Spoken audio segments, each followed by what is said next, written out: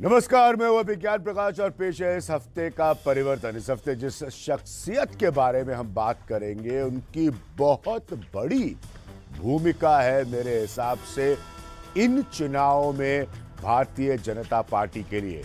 जिक्र कर रहे हैं हम केशव प्रसाद मौर्य का। तो आगे बढ़ने से पहले, क्या है केशव प्रसाद मौर्य की कहानी, शुरुआत के दिन और कैसे वो कहां से कहां तक पहुंचे भारतीय जनता पार्टी में। केशव प्रसाद मौर्य बीजेपी के उत्तर प्रदेश की राजनीति में कम समय में यकीनन एक बड़ा चेहरा बनकर उभरे हैं।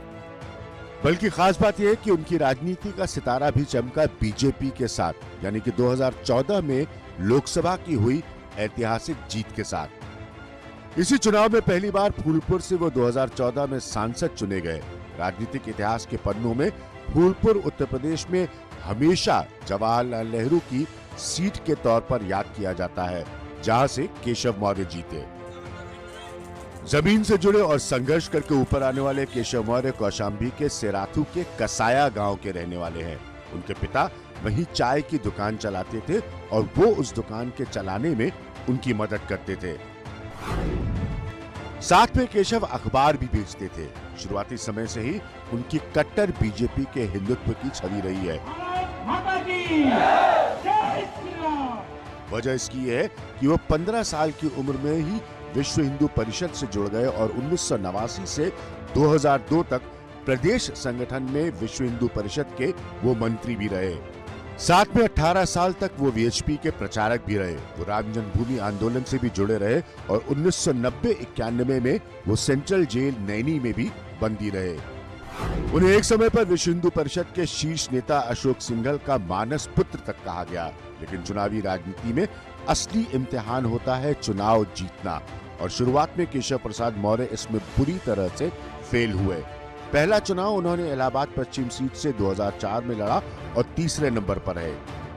ठीक यही हुआ 2007 में भी उनके साथ। सीट वही थी इलाहाबाद पश्चिम और केशव मौर्य फिर बीजेपी के टिकट पर तीसरे नंबर पर आए।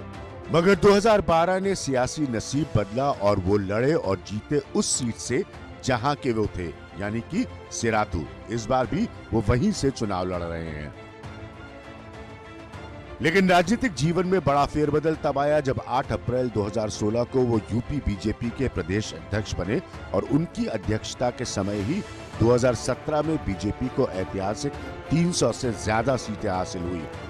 केशव मौर्य का नाम मुख्यमंत्री बनने के लिए भी सामने आया, लेकिन बाजी हाथ लगी योगी आदित्यनाथ के और केशव मौर्य को उप मुख्यमंत्री बनकर ही संतोष करना पड़ा। तो आइए एक नजर डालते हैं केशव प्रसाद मौर्य की ताकत क्या है। पहला पॉइंट मेरे हिसाब से केशव प्रसाद मौर्य को लेकर है, जमीन से जुड़े हुए प्रदेश के नेताओं में गिने जाते हैं। ये पहला पॉइंट है मेरे हिसाब से। दूसरा पॉइंट मेरे हिसाब से यह है कि स्वामी प्रसाद मौर्य के जाने के बाद मौर्य समाज के बड़े नेताओं में गिने जाते हैं भारतीय जनता पार्टी के लिए। यह महत्वपूर्ण पॉइंट इन चुनाव में। तीसरा पॉइंट मेरे हिसाब से यह है कि यूपी में बीजेपी के पिछड़े की जो राजनीति है, पिछड़ों की जो राजनीति है, उसका बड़ा चेहरा है। चौथा पॉइंट मेरे हिसाब से यह है कि 5 साल डिप्टी सीएम रहने की वजह से प्रशासनिक अनुभव अब उनके पास है, जो पहले नहीं था केशव मौर्य के पास। तो इन सब मसलों पर बात करने के लिए जिस शख्सियत का हम जिक्र कर रहे हैं वो खुद हमारे साथ है, यानी कि केशव प्रसाद मौर्य खुद हमारे साथ है।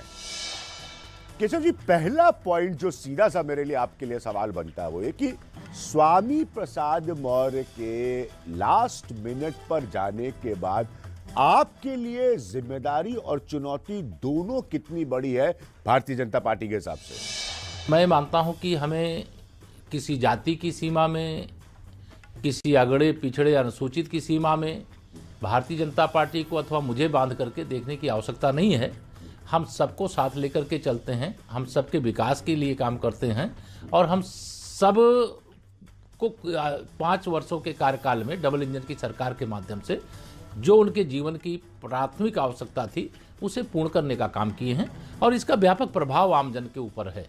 एक इंपॉर्टेंट फैक्टर जो निकल कर आ रहा है और 2014 से मैं लगातार बीजेपी का आकलन करता हूं, वो बड़ी जीत थी भारतीय जनता पार्टी को और जीत बरकरार रही 2019 तक। अगर प्रतिशत के हिसाब से देखें तो जितना बड़ा प्रतिशत ओबीसी वोटों का भारतीय जनता पार्टी को मिला, किसी और पार्टी को इन चुनाव में नहीं मिल पाया। इसको कहां तक होल्ड कर पाएंगे आप, कहां तक रिटेन कर पाएंगे आप? देखिए, जब आपके जो सवाल आ रहे हैं उस सवाल के आधार पर आप केवल पिछड़ों पे लेकर के जा रहे हैं। हम तो कह रहे हैं हम अगड़े पिछड़े अनुसूचित की त्रिवेणी भारतीय जनता पार्टी है, नंबर 1। नंबर 2, मैं अगर यह बात कहूं कि हम 2017 में निश्चित तौर से समाजवादी पार्टी की साइकिल को पंचर किए और बहुत बड़ी विजय प्राप्त किए, लेकिन यह भी मुझे कहने में कोई संकोच नहीं है कि अगर देश के प्रधानमंत्री के पद तक उत्तर प्रदेश के और देश के समर्थन से जो हमें ऐतिहासिक विजय लोकसभा के चुनाव में मिली, और उस चुनाव के विजय में 2014 में ही जब लोकसभा का चुनाव हो रहा था माननीय श्री नरेंद्र मोदी जी को देश का प्रधानमंत्री बनाने के लिए, तो उसी समय से चाहे वो अगड़ा वर्ग हो, चाहे पिछड़ा वर्ग हो, चाहे अनुसूचित वर्ग हो, यह त्रिवेणी भाजपा के साथ आ गई।